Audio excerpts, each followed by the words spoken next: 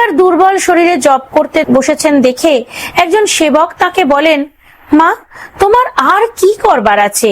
তোমার তো সব হয়েই গেছে, আবার শুধু শুধু শরীরকে কষ্ট দিচ্ছ কেন মা?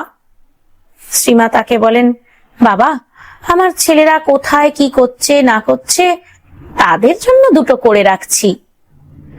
আর একদিন অপর একজন তাকে বলেছিলেন, মা, আপনি রাতে ঘুমন না? আমি যখনই ঘর থেকে বের হই তখনই আপনি বলেন, কে গা? এতে বেশ বুঝি যে আপনার ঘুম হয় না।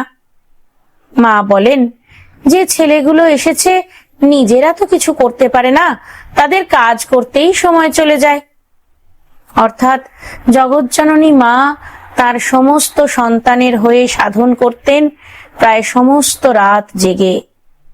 এই সাধন নিষ্ঠা থেকে বোঝা যায় তার সাধনার আবেগ আর তীব্রতা কতটা ছিল।